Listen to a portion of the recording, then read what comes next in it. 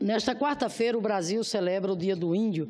desde o ano de 1943, quando o presidente Getúlio Vargas, através do Decreto-Lei 5540, estabeleceu a data acolhendo a proposta dos indígenas brasileiros que participaram do primeiro Congresso Indigenista Interamericano realizado no México em 1940. A data é importante para lembrarmos a dívida histórica de nosso país com os primeiros habitantes desta terra.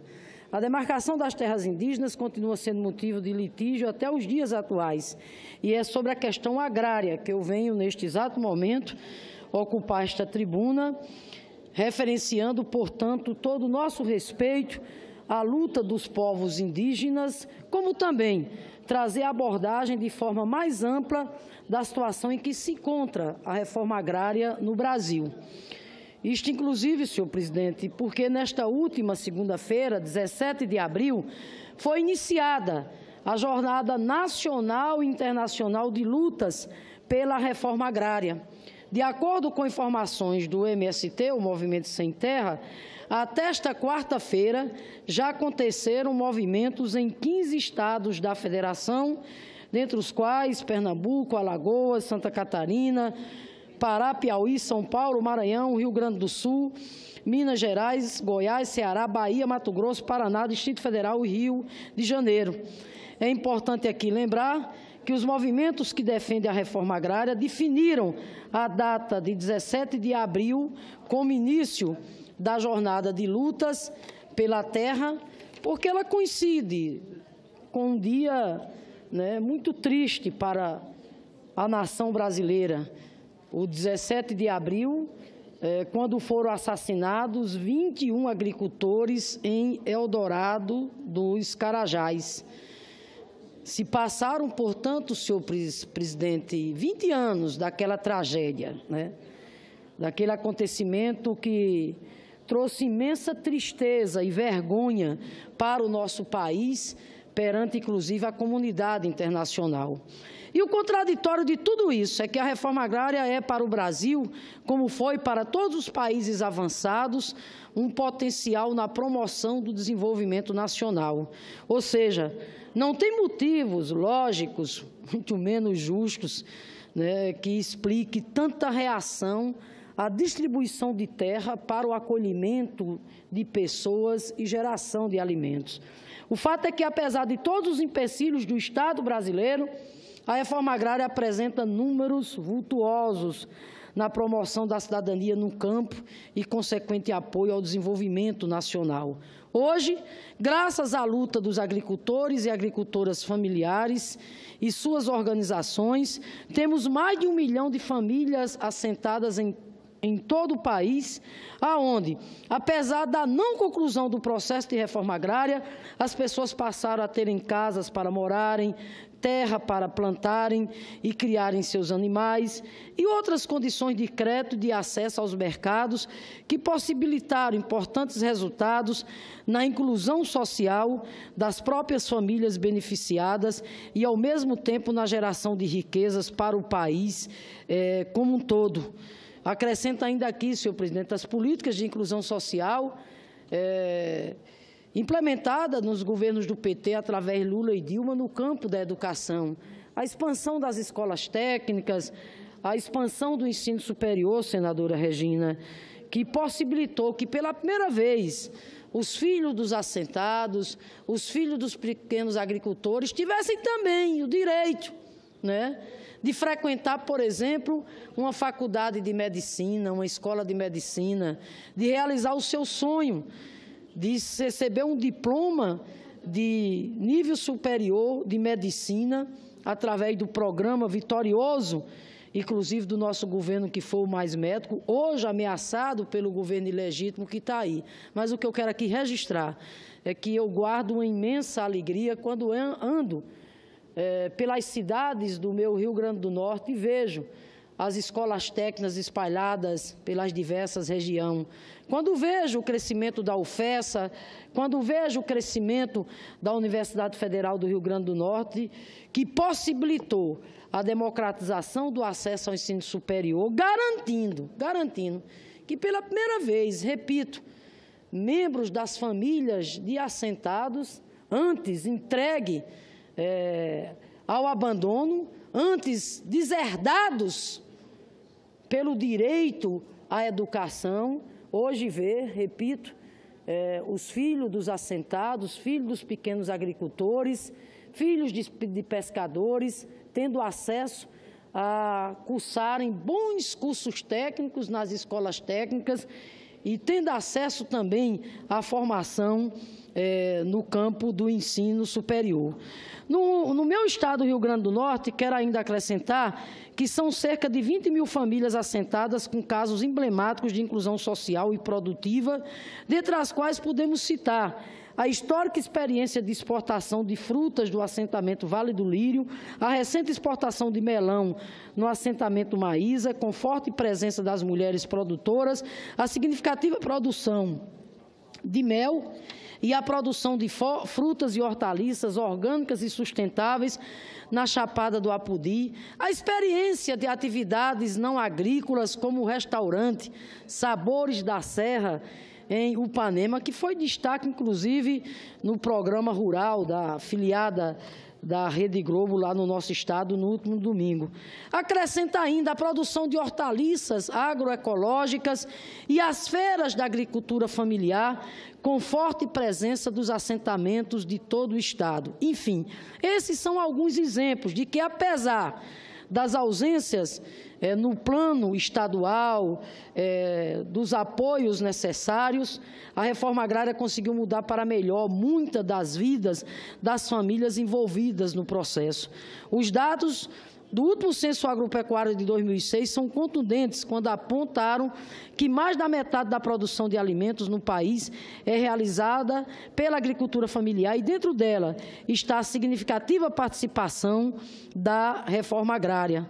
Apesar disso, senhor presidente, a desapropriação de terras para fins de reforma agrária encontra-se, infelizmente, praticamente estagnada. Agora, inclusive, ameaçada, repito, nesses tempos estranhos de governo ilegítimo que aí está. Veja bem, dados do INCRA afirmam a existência de 180 milhões de hectares de grandes propriedades definidas como improdutivas. Na outra ponta, o MST indica que são ainda 120 mil famílias acampadas à espera de um lugar, abro aspas, de mato verde para plantar e para colher, como diz a antiga canção. E qual tem sido a posição do governo ilegítimo que está aí? Os gestos desse governo ilegítimo que está aí, além de contrários e hostis à continuidade da reforma agrária, são gestos, inclusive, senadora Regina, de criminalização, de ataque, aos movimentos sociais, em especial ao movimento dos sem terra. E esses gestos de desprezo pela luta em prol do acesso à terra se expressam, por exemplo, como a extinção do Ministério do Desenvolvimento Agrário. Isso é um insulto. Se expressam, por exemplo, como a redução de investimentos para o INCRA, inclusive o INCRA pagar o passivo e avançar nas desapropriações. Na contramão, repito, da luta para fazer avançar a reforma agrária, o governo ilegítimo do senhor Michel Temer baixou a MP 759 no apagar das luzes de 2016, mais precisamente 22 de dezembro de 2016. MP essa que alterou profundamente a legislação fundiária e os procedimentos para a efetivação da reforma agrária, conflitando com o que está previsto, inclusive, na Constituição Federal de 88. Dentre os retrocessos, repito, que fazem parte dessa famigerada MP 759, da lavra do governo ilegítimo que aí está, nós podemos aqui citar, primeiro, a municipalização do processo de desconcentração de terras, porque agora a vistoria e a desapropriação das terras serão feitas pelas prefeituras, o que na prática estanca a reforma agrária, dado o temor que os trabalhadores têm, uma vez que os latifundiários, em geral, detém poderes políticos municipais. Outro retrocesso é a retirada dos movimentos sociais, de todo o processo de efetivação do acesso à terra, o que significa redução ou interdição do controle social. Outro retrocesso, a previsão de editais para a composição dos novos assentamentos, o que significa desconsiderar as mais de 100 mil famílias acampadas que aguardam há anos pelo direito do acesso à terra. Esse clima, repito, de criminalização contra o movimento sem terra, esse clima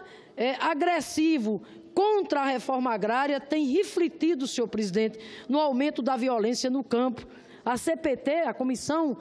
Pastoral da Terra da Igreja Católica, apresentou o relatório Conflitos do Campo, aonde nada mais, nada menos, apresenta números que dão conta de 2016 como um dos anos mais violentos desde a criação do relatório pela Comissão Pastoral da Terra em 1985. Em 2016, aconteceram 61 assassinatos. As ameaças de morte subiram 86% e as tentativas de assassinato subiram 68%. Repito, o relatório da CPT, Conflitos do Campo, apresenta o ano de 2016 como um dos anos de maior violência no que diz respeito à luta pela terra. E não é mera coincidência de 2016 ter sido o ano também da ruptura democrática, do ataque à democracia, né, quando cassaram um mandato presidencial legítimo e, com ele, emergiu o que nós estamos vendo aí, a agenda de retirada de direitos. Portanto, senhor presidente, diante dessa denúncia da Igreja Católica, fica ainda mais incompreensível o comportamento de setores do Congresso com suas posições de criminalização dos movimentos que lutam pelo acesso à terra, quando, na verdade, deveria ser uma postura de apoio, porque a reforma agrária é importante, é necessária, e a tarefa de distribuição das terras improdutivas foi realizada, volto a dizer, em todos os países avançados, senadora Regina, independente desses países ter orientações políticas de esquerda ou de direita. Ou seja, infelizmente, a gente tem no Brasil ainda, né, uma elite muito tacanha, né, muito atrasada, quando a luta pelo acesso à terra, em muitas ocasiões, inclusive é tratada como um caso de polícia, e não como um caso, né, de luta pelo direito à cidadania. Então, senhor presidente, quero aqui mais uma vez, repito, saudar a luta dos povos indígenas, reafirmar todo o compromisso da bancada do Partido dos Trabalhadores, assim como quero mais uma vez aqui saudar os irmãos e irmãs assentados e assentadas que não perdem a esperança, que resistem, que continuam sonhando, né, com um Brasil justo, com um Brasil solidário.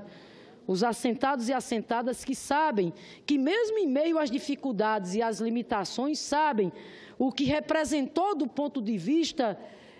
de avanços sociais os governos Lula e Dilma para a luta em prol do fortalecimento da agricultura familiar. E hoje eles estão sentindo exatamente na pele o contrário, esse clima hostil, esse clima de ataque, esse clima de agressão aos que lutam pelo direito à terra. Então, fica aqui, repito, a nossa saudação e reafirmando o nosso compromisso, né, de, junto com os sem terra, de não desistir, de resistir, de continuar lutando por um país justo. E um país justo, senhor presidente, e cidadão, passa por algo decisivo, fundamental, que é a cidadania chegar ao campo, né? A cidadania, para ela ser conquistada, a cidadania chegar na cidade, ela tem que chegar no campo também, porque só assim nós poderemos avançar, repito, em prol daquilo que nós desejamos, que é um país justo e um país cidadão. Senhor presidente, nesses 5 minutos aí que me resta, eu quero aqui mais uma vez também me associar aos que têm chamado a atenção aqui da questão da reforma trabalhista, senhor presidente. Pelo quanto essa reforma trabalhista tem de perversidade, ou seja, que nós estamos assistindo é um ataque brutal, senhor presidente, um ataque brutal aos direitos sociais dos trabalhadores e trabalhadoras, não só através da reforma da Previdência, mas também através dos projetos de lei que visam alterar a CLT. Em síntese, o projeto de lei, inclusive, que está nesse exato momento em tramitação na Câmara dos Deputados, data ainda da época do governo do Fernando Henrique. Em síntese, ele significa rasgar a CLT na medida em que impõe o acordado sobre o legislado,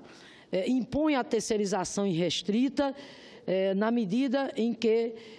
impõe um ataque violento, senador Paim, às organizações exatamente sindicais. Vossa Excelência conhece muito bem essa matéria, pelo quanto também tem lutado, pelo quanto, inclusive, tem exercido um papel fundamental aqui no Senado, que é ser o relator de um projeto de lei que também trata da questão dos direitos trabalhistas e pelo quanto Vossa Excelência aqui, no seu relatório, apresenta uma proposição legislativa que não vem na direção de rasgar a CLT, que não vem na direção de suprimir direito dos trabalhadores, pelo contrário, seu relatório nega a terceirização irrestrita, seu relatório nega a prevalência do acordado sobre o legislado, seu relatório vem na direção de reconhecer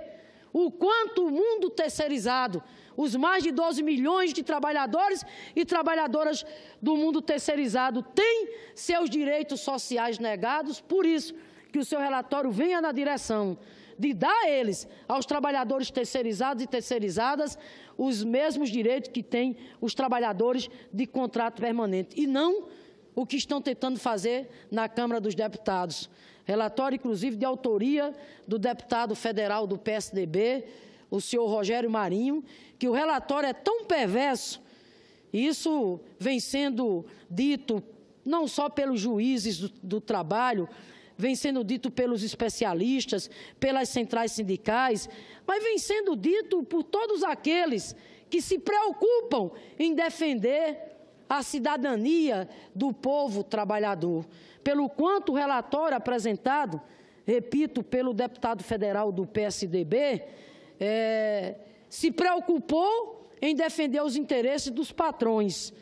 se preocupou em estabelecer regras para que os patrões cada vez mais consigam aumentar os seus lucros às custas do sofrimento, do sacrifício dos trabalhadores e trabalhadoras. Então, Paim, eu encerro dizendo que tenho muita esperança, de que nós vamos barrar essas reformas. Ontem mesmo, como Vossa Excelência aqui já mencionou, o governo sofreu uma derrota. Não conseguiu aprovar o regime de urgência. Estão tentando novamente. O fato, Paim, é que cada vez mais as ruas se expressam. São os trabalhadores do campo e da cidade, inclusive, repito, com amplo apoio da sociedade. E as mobilizações sociais e populares estão tão fortes que tem feito o governo, inclusive, recuar. Mas nós não recuaremos. Nós não recuaremos, porque a palavra de ordem continua sendo uma só, do campo e da cidade. É a retirada dessas propostas, tanto da Previdência como trabalhista, pelo que elas têm, de nefasto, de negar e de suprimir direitos sociais dos trabalhadores e trabalhadoras. Encerro, senhor presidente, deixando aqui mais uma vez um recado muito claro para o governo que está aí. Nos aguardem, porque o dia 28 está chegando. Greve geral. Greve geral, pensando, portanto, defendendo a cidadania, não só das gerações presentes e gerações futuras. nada vai deter a luta e a marcha dos trabalhadores e trabalhadoras do Brasil. O governo queria aprovar, senadora Regina, agora, já em abril, a reforma da Previdência. Queriam, inclusive, dar como presente de Páscoa aos trabalhadores e trabalhadoras brasileiros um chocolate envenenado, porque essa reforma da Previdência, ela é um veneno mesmo, em matéria de dificultar e de negar um dos direitos sagrados ao povo brasileiro, que é o direito a uma aposentadoria íntegra e integral e digna, assim como a reforma trabalhista. Mas a mobilização social e popular está se fazendo presente, está falando mais alto, e eles foram obrigados já a adiar o calendário, e eles vão adiar o calendário mais ainda, porque a greve geral vem aí, será forte, será bonita, será um momento de união que vai ter um papel decisivo para a gente barrar definitivamente essas reformas, trazer a democracia de volta com a bandeira das eleições diretas já.